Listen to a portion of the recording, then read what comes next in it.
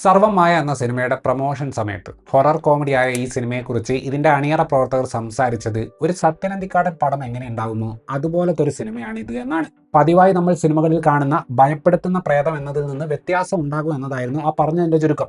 പ്രേതമായതിനു ശേഷം ആ ഒരു അവസ്ഥയുമായിട്ട് പൊരുത്തപ്പെട്ട് വരുന്ന ഒരു പ്രേതം, മനുഷ്യന്മാരെ പോലെ തന്നെ പെട്ടെന്ന് ആരെങ്കിലും കണ്ടാൽ ഞെട്ടുന്ന പ്രേതം എന്നൊക്കെ പറയുന്നത് ഒരു ഫൺ എലമെന്റ് നോക്കുമ്പോൾ രസകരമായിട്ടുള്ള ഐഡിയയാണ്. ഇതിനു മുന്നേ പാച്ചുവും അത്ഭുതവിളക്കും എന്ന സിനിമ സംവിധാനം ചെയ്യുകയും ഈ വർഷം ഇറങ്ങിയ ഹൃദയപൂർവ്വം എന്ന സിനിമയുടെ കഥ രചിക്കുകയും ചെയ്തിട്ടുള്ള അഖിൽ സത്യൻ പുള്ളിയായിട്ട് ഡെവലപ്പ് ചെയ്തിട്ടുള്ള മോഡേൺ സത്യനന്ദിക്കാട് ടെംപ്ലേറ്റ് ഞാൻ മേലെ പറഞ്ഞൊരു ഐഡിയയിലേക്ക് ചേർക്കുന്നതാണ് സർവമായയിൽ നമ്മൾ കാണുന്നത്.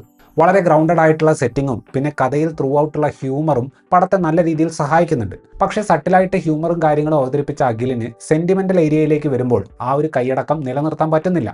അതുകൊണ്ട് തന്നെ അവസാന ഭാഗങ്ങളിലേക്ക് വരുമ്പോൾ ഈ ഒരു ഫീൽ ഗുഡ് സംഗതി ഒരല്പം ഫോഴ്സ്ഫുൾ ആയിട്ട് മാറുന്നുണ്ട്. ഒരു നമ്പൂതിരി കുടുംബത്തിലെ അംഗമായിട്ടുള്ള പ്രബേന്ദുവാണ് നമ്മുടെ കേന്ദ്ര കഥാപാത്രം. നിരീശ്വരവാദിയായിട്ടുള്ള മ്യൂസിക്കിനെ സ്നേഹിക്കുന്ന കഥാനായകൻ കുടുംബത്തിൽ ഒരു പുകഞ്ഞ കൊള്ളിയാണ്. ആ കുടുംബത്തിൽ അയാൾക്ക് ആകെ നല്ലൊരു ബന്ധമുള്ളത് അച്ഛൻ്റെ മൂത്ത സഹോദരനായിട്ട് മാത്രമാണ്. അങ്ങനെ ഇരിക്കെ പെട്ടെന്നൊരു സാമ്പത്തിക ഞെരുക്കത്തിൽ അകപ്പെടുന്ന പ്രബേന്ദു ആ ഒരു അവസ്ഥ തരണം ചെയ്യാൻ തൽക്കാലത്തേക്ക് ഫാമിലി ബിസിനസ്സിലേക്ക് ഒന്ന് തലവെക്കുകയാണ്. ആ ഒരു ശ്രമവും അതിനിടയിൽ നടക്കുന്ന കാര്യങ്ങളുമാണ് സർവമായയിൽ നമ്മൾ കാണുന്നത്. സാധാരണ ഹൊറർ സിനിമകൾ പോലെ ജംപ് സ്കെയറുകളൊന്നും ഇവിടെയില്ല. പ്രേതം പോലും ഒരു ജെൻസി കുട്ടിയുടെ ഡ്രസ്സിംഗ് സ്റ്റൈലിലാണ് ഉള്ളത്. ഞാൻ ആദ്യം പറഞ്ഞതുപോലെ പ്രേതമായ ഇപ്പം എന്താ ചെയ്യുക എന്നുള്ള അവസ്ഥയിലിരിക്കുന്ന പ്രേതവും നമ്മുടെ നായകനും തമ്മിലുള്ള ഫ്രണ്ട്ഷിപ്പ് സ്ക്രീനിൽ കാണാൻ നല്ല രസമാണ്.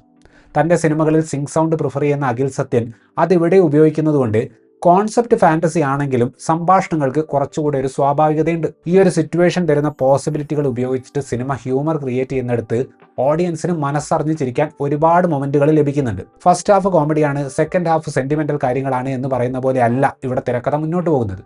രണ്ട് പകുതിയിലും ചിരിക്കാനുള്ള കാര്യങ്ങളുണ്ട്.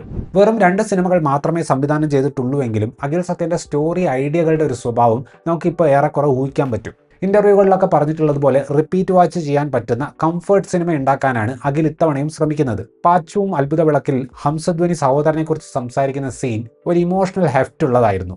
പക്ഷേ ആ സിനിമയുടെ ബാക്കി ഭാഗം നോക്കിക്കഴിഞ്ഞാൽ Sathyan Anthikad school of feel good നമുക്ക് പല ഭാഗത്തും കാണാൻ സാധിക്കും. സർവമായയിലേക്ക് വരുമ്പോൾ നമ്മളെ സിനിമയിൽ പിടിച്ചിരുത്തുന്ന സംഗതി ഹ്യൂമർ തന്നെയാണ്. പ്രേതവും പ്രബേന്ദവും തമ്മിലുള്ള സംഭാഷണങ്ങൾ കോമഡി ആണെങ്കിലും അതിലൊരു വാംത്തൊക്കെ ഉണ്ട്.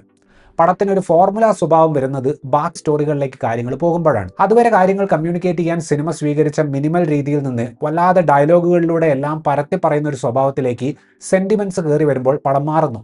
നായകനിൽ ഉണ്ടായിട്ടുള്ള മാറ്റം ഒന്നിലധികം തവണ സിനിമ പറയാൻ നോക്കുന്നത് പോലെ തോന്നി. കാറ്റിനെ സ്പർശനത്തിന്റെ ഒരു മീഡിയമായിട്ട് കാണിക്കുന്ന സ്ക്രീൻ റൈറ്റിംഗ് സെറ്റപ്പ് ഈ പടത്തിന്റെ ഒരു ഭാഗത്ത് നമ്മൾ കാണുന്നുണ്ട്. സിനിമ അവസാനിക്കാൻ പോകുന്ന ഒരു ഭാഗത്ത് ആ സെറ്റപ്പിന് ഒരു പേ ഓഫ് വരുന്നുണ്ട്.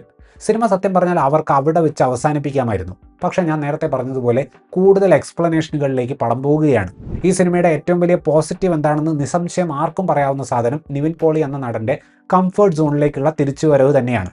വടക്കൻ സെൽഫിയിലും ലവ് ആക്ഷൻ ഡ്രാമയിലും കണ്ടിട്ടുള്ള നിവിൻ പോളിയെ ഇവിടെ കാണാൻ സാധിക്കും. നിവിൻ പോളി സ്മൂത്തായിട്ട് പെർഫോം ചെയ്യുന്നത് കാണുന്നത് തന്നെ ഒരർത്ഥത്തിൽ പ്രേക്ഷകർക്ക് സന്തോഷം തരുന്ന ഒരു സംഗതിയാണ്. ഒരു ഇടവേളയ്ക്ക് ശേഷം അജു വർഗീസും നിവിൻ പോളിയും ഒരുമിക്കുന്ന സിനിമ കൂടിയാണ് സർവമായ. അഭിനയ രീതിയിൽ അജു വർഗീസ് കാര്യമായ മാറ്റങ്ങളൊന്നും കൊണ്ടുവന്നിട്ടില്ലെങ്കിലും ആകെ മൊത്തത്തിൽ ഇവർ തമ്മിലുള്ള കെമിസ്ട്രിക്ക് ഒരു അപ്ഗ്രേഡിങ് സംഭവിച്ചിട്ടുണ്ട്. അത് സിനിമയ്ക്ക് ചെറിയൊരു പുതുമ കൊടുക്കുന്നുമുണ്ട്. വീരധീര സൂരൻ, മുറ മുതലായ സിനിമകളുടെ നിർമ്മാതാവായിട്ടുള്ള റിയ ഷിബു ഈ സിനിമയിൽ പ്രധാനപ്പെട്ട കഥാപാത്രത്തെ അവതരിപ്പിക്കുന്നുണ്ട്. റിയയുടെ ഇൻസ്റ്റാഗ്രാം റീലിലൊക്കെ കാണുന്ന ഒരു എനർജിയാണ് സത്യം പറഞ്ഞാൽ ഈ കഥാപാത്രത്തിന് ആവശ്യമുള്ളത്. അത് വളരെ എഫേർട്ട്ലെസ് ആയ രീതിയിൽ അവതരിപ്പിക്കാൻ അവർക്ക് സാധിക്കുന്നുണ്ട്. റിയ ഷിബു ഇതിനു മുന്നേ കപ്പ് എന്ന സിനിമയിൽ അഭിനയിച്ചിട്ടുണ്ട്. പ്രീതി മുകുന്ദൻ ഇതിനു മുന്നേ മലയാളത്തിൽ റിയ ഷിബുവിന്റെ സഹോദരൻ ഹൃദു ഹാറൂൺ നായകനായി വന്ന മേനെ പ്യാർ കിയ എന്ന സിനിമയിലും അഭിനയിച്ചിട്ടുണ്ട്. ഈ പടങ്ങളൊന്നും അധികം ആൾക്കാർ കണ്ടിട്ടില്ലാത്തത് കൊണ്ടാണെന്ന് തോന്നുന്നു സർവമായയുടെ അണിയറ പ്രവർത്തകർ ടൈറ്റിലിൽ പ്രസന്റിംഗ് എന്ന് പറഞ്ഞുകൊണ്ടാണ് രണ്ടുപേരുടെയും പേരുകൾ കാണിക്കുന്നത്. പ്രീതി മുകുന്ദന്റെ അഭിനയം തരക്കേടില്ലെങ്കിലും ഡബ്ബിംഗ് പലപ്പോഴും ഒരു കല്ലുകടിയാണ്. ഹംസധ്വനിയുടെ സീക്വൻസ് പോലെയുള്ള ഒരു ഭാഗം പ്രീതി അവതരിപ്പിക്കുന്ന കഥാപാത്രത്തിന് അഖിൽ കൊടുത്തിട്ടുണ്ട്. ഡ്രമാറ്റിക് ആയിട്ടുള്ള ആ ഡയലോഗ് ലിപ്സിങ്ക് കറക്റ്റ് ആക്കിക്കൊണ്ട് പറയാൻ ഡബ്ബിംഗ് ആർട്ടിസ്റ്റ് ശ്രമിച്ചത് മൊത്തത്തിൽ ആ സീക്വൻസിനെ ആർട്ടിഫിഷ്യലാക്കി മാറ്റുന്നുണ്ട്. കൂളായിട്ടുള്ള വല്യച്ഛൻ കഥാപാത്രത്തെ അവതരിപ്പിക്കുന്നത് ജനാർദ്ദനാണ്. പ്രബേന്ദുവിന് ചില അൺറിസോൾവ്ഡ് ഇഷ്യൂസ് ഉള്ള അച്ഛൻ കഥാപാത്രത്തെ അവതരിപ്പിക്കുന്നത് രഘുനാഥ് പലേരിയാണ്.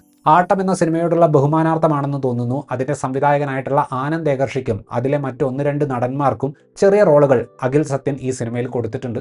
സർവമായ എന്ന സിനിമയുടെ വാർത്തകൾ വന്ന സമയം തൊട്ടുള്ള പ്രധാന ചർച്ച ഈ സിനിമ നിവിൻ പോളിയുടെ കംബാക്ക് സിനിമയാകുമോ എന്നായിരുന്നു. നിവിൻ പോളിയിൽ മാത്രം ശ്രദ്ധിച്ചുകൊണ്ട് നിങ്ങളൊരു അനാലിസിസ് നടത്തുകയാണെങ്കിൽ തീർച്ചയായും ഇത് നിവിൻ്റെ തിരിച്ചുവരവ് തന്നെയാണ്. നമ്മളെ അനായാസം ചിരിപ്പിക്കുന്ന ആ ഒരു ശൈലിയിൽ പുള്ളി അഭിനയിക്കുന്നത് ഇവിടെ കാണാൻ സാധിക്കും. പക്ഷേ സിനിമ ആകമത്വത്തിൽ നോക്കുകയാണെങ്കിൽ പ്രെഡിക്റ്റബിൾ ആയിട്ടുള്ള പല ഭാഗങ്ങളും ഉള്ള നിവിൻ പോളിയുടെ ഒരു സ്ക്രീൻ ഓറയെ അമിതമായിട്ട് ഡിപ്പെൻഡ് ചെയ്യുന്ന ഒരു സ്ഥിതി നമുക്ക് പല സ്ഥലത്തും കാണാൻ സാധിക്കും. ഇതിലൊരു കഥാപാത്രം സെൽഫ് ലവിൻ്റെ വേറെ ഒരു ഡെഫിനിഷൻ അയാൾ എന്തുകൊണ്ട് ഒറ്റയ്ക്ക് ജീവിക്കും എന്നതിനെ ചുറ്റിപ്പറ്റി പറയുന്നുണ്ട്. മറ്റൊരു സ്ഥലത്ത് നല്ലപോലെ ഉറങ്ങാൻ പറ്റുന്നത് എത്രത്തോളം വലിയ ഭാഗ്യമാണ് എന്നതിനെപ്പറ്റിയും മെൻഷൻ ചെയ്യപ്പെടുന്നുണ്ട്. ചെറിയ ലൈനുകളിലൂടെ ഇങ്ങനെ പറഞ്ഞു പോകുന്ന പല പല ഫിലോസഫിക്കൽ എലമെൻറ്റുകളാണ് ഒരർത്ഥത്തിൽ അഖിൽ സത്യൻ സിനിമകളെ ഫോർമുല സ്വഭാവം ഉണ്ടെങ്കിലും ഈ പറഞ്ഞതുപോലെ കണ്ടിരിക്കാവുന്ന സിനിമകളാക്കിയിട്ട് മാറ്റുന്നത്. ഇത്രയുമായിരുന്നു ഈ സിനിമയെക്കുറിച്ചിട്ടുള്ള എൻ്റെ റിവ്യൂ. വീഡിയോ ഇഷ്ടപ്പെട്ടാൽ ലൈക്ക് ചെയ്യുമെന്നും കൂടുതൽ വീഡിയോകൾക്ക് വേണ്ടി ചാനൽ സബ്സ്ക്രൈബ് ചെയ്യുമെന്നും പ്രതീക്ഷിക്കുന്നു. താങ്ക്